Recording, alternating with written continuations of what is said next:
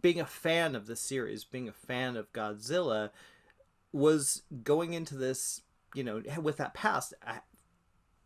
How did it play into actually doing the creating this film? What is he talking about? You know what I mean? Like because I pulled so much inspiration from so many of the other Godzilla films. I mean, to just write them off. I mean, that's exactly why the 1998 Godzilla didn't work, because it wasn't made by a real fan of the series. Because it's one thing to like the original movie, but that's not where it all ends. I mean, there's so much that's happened over the years with the character that and there's so many different variations on that, um, and so for me, like a lot of these movies, I have to confess I hadn't seen since I was a kid, but they were a big part of growing up, like because these were the movies that were always on TV during the daytime, before I was in kindergarten. And so that was one of my main experiences with Godzilla. And so what I did when I was getting hired on to do this film is I went back and I rewatched all the Godzilla films in chronological order, because I wanted to have that experience, and I wanted to have, as an adult, a full understanding of the evolution of the series, all the way from the original to Shin Godzilla. And then obviously I'd seen the MonsterVerse versions, and Doherty was making King of Monsters at the time. And so doing that was just such a magical experience for me, because it really put me in touch with my childhood in a way that I wasn't expecting, because of not having seen some of these films since I was a kid. It was almost like flashbacks were hitting me, Oh, because wow. suddenly it's like, oh, this scene, like this scene of Godzilla in this pit where the monster's throwing mud on him, that's from Godzilla and the Smog Monster. That's a movie I haven't seen as a kid. And as a kid, this used to scare the crap out of me. This scene, I've always wondered which Godzilla scene this was from. I just had this image in my head. And so when you're re-experiencing that, when you're having that kind of experience as an adult, it's really valuable, because you have to remind yourself that that's what this movie is for. It's for everybody, obviously, but like it's going to make the biggest impact on kids, and you have to keep their perspective in mind and how they're experiencing it. Because I think in a weird roundabout way, if you can hit that perfect sweet spot with the pacing and tone for kids, you're gonna kind of land in a good place with the adults too. It's not one or the other, but you have to be able to appreciate both perspectives to, I think, do one of these movies justice. Yeah, I think it would be very difficult. I mean, especially if you have a favorite. I think there's a little bit of a, oh, which Yeah. one you know? Mhm, And I mhm. know you have a favorite and you don't want to talk about that, which I think is really interesting. Yeah, well, it's like, having a favorite is one thing, and then knowing who you think should win the fight is another. You know what I mean? Like, and so I've always known, who I felt like would win if Godzilla and King Kong would match up, and that's never wavered since I was a kid. But I will say, I just love both of the characters so much that there's never a point where I was like, oh, I got to do a Godzilla scene, or oh, I got to do a Kong scene. I just can't wait till I can go back to the other character. It's like I had so much fun with both of them. But in terms of who I felt strongly would win, that's never wavered since second grade or so. I love that. No, one of the things I appreciate about this film is the fact that, I mean, it's just beautiful to look at. The color scheme you've got going on here is really inventive. And how did you guys come up with that? The look, the colors, that kind of style, which just blows off the screen. It's amazing. Thank you. Well, I mean, just look at the guest shirt you're wearing. I mean, like that shirt. It's different than what's in the film, but it's like they're inspired from the color palette of that movie. I mean, that's something that I've always loved, is like, neon soaked, colorful imagery. And and that's something that's harder to achieve on really low budget things. But over the years, the more resources I have, the more I've been able to push my movies in that kind of direction. The Guest was sort of like the big turning point, for me. If you look at some of my earlier films, there's lots of color, but they're in this kind of more in a low budget way. Your Next is a bit more muted, but that's because that's the story that we were telling there. But progressively over the years, I've been pushing towards more of a neon thing. And so whenever I was talking with Legendary about Godzilla versus Kong, the very first, image that I had that just like was impressed in my brain was just the idea of seeing Godzilla chasing Kong around a neon soaked, futuristic city, with synthwave music playing, and like with his nuclear breath firing after him, and Kong dodging through buildings and all this stuff. Like that was like the very, very first, just like,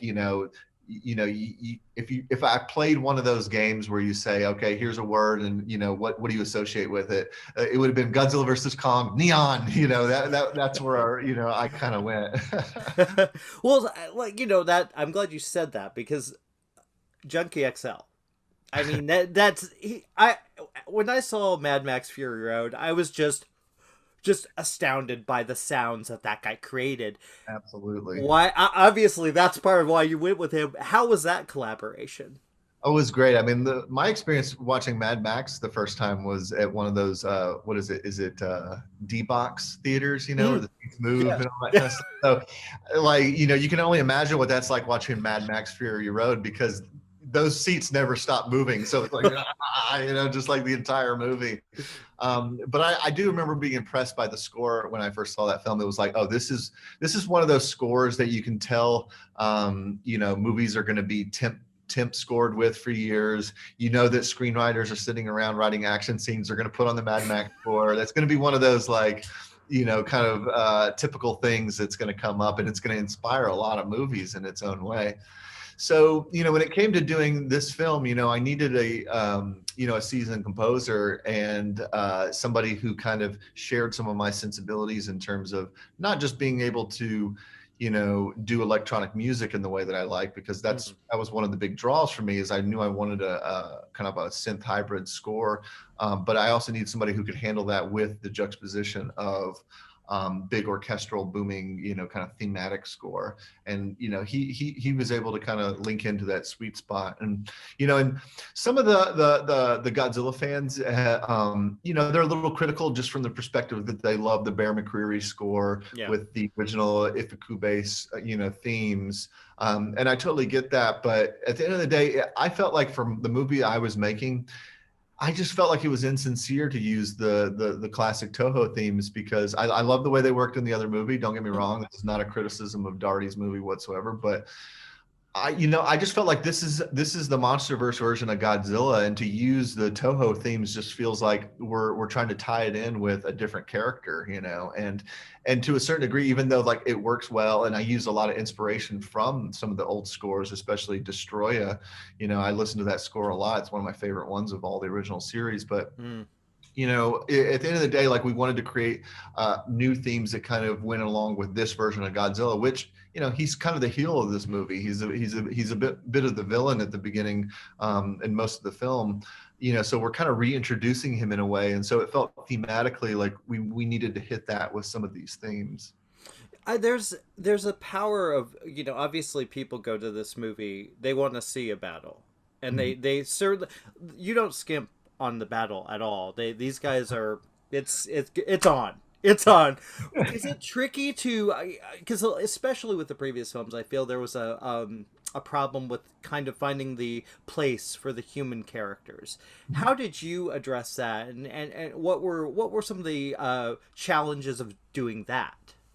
Well, I mean, speaking to that was literally the biggest challenge, because when people are coming to these movies, no matter what you do, they're coming to see Godzilla and Kong. They're coming to see monster fights, they're not coming to see the humans. So no matter, I think to a certain degree, it's almost an impossible task. It's like, no matter how good you make the characters, it just doesn't matter, like, and here I am working with some of the best actors on the planet: Rebecca Hall, Alexander Skarsgård, Brian Tyree Henry, Damian Bashir. It's just like, it doesn't fucking matter, how good the actors are and how cool the characters are. At the end of the day, it's like people are coming in there to see the monsters. And so the best you can do is sort of make the characters as enjoyable as you can, and keep the plot moving. And when you get to the monster action, just let the monsters do their thing, and because I think about all the classic Godzilla movies, and those had the same problems that the new ones do, but I think a lot of them were even more accentuated, because you look at the original King Kong versus Godzilla, and that movie is either like pretty boring stuff or pretty awesome monster stuff, and there's kind of no in between. Like, the characters aren't very memorable, and the scenes feel just like almost a different movie when it's the humans for parts of it, you know. Yeah. But what those films get right is that when the monsters are on screen and when the action's happening, it just stays with the action and you get what you paid for. I mean, almost all the classic Godzilla films, you know, the last half hour is just like, it almost abandons the rest of the movie and it just goes for broke on monster action. And so you always felt like, okay, I had to sit through some stuff, you know, the other storyline, but now I got what I paid for, and, you know, and I'm leaving happy. And, you know, I wanted to make sure that it wasn't just we were saving this action to the end. I wanted this movie to be as densely entertaining as possible. Yeah. And so there's a lot of like heavy lifting at the beginning of the film as a sequel that I have to do. You know, we have to set the state of the world. We have to show you where the characters are, where they've been.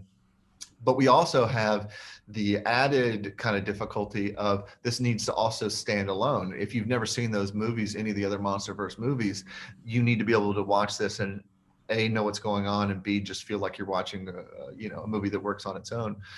And so that's really challenging. But, you know, what I tried to do is always keep the monsters in the periphery.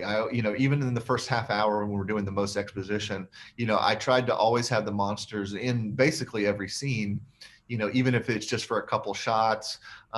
You know, I wanted to make sure that you know, they were always nearby. And, you know, the movie tries, I think it sends a message right away, right? Mm-hmm. Because from the very get-go, we start with King Kong, you know. And I remember, like, when I was doing our test screening for the film, I invited my friend Robert Kirkman, who he you know, he's the creator of Walking Dead and everything. And he was sitting right next to me when we were at the test screening, and the screening's about to start, the lights go out, and he kind of, you know, nudges me with his elbow and he goes, "So how long do we have to wait till the monsters show up this time?" You know? And, you know, and then the very second shot of the film is of King Kong, and he just laughed out loud. And so what I think that does, though, is it sends a message to the audience that it's like, look, we're not going to make you wait.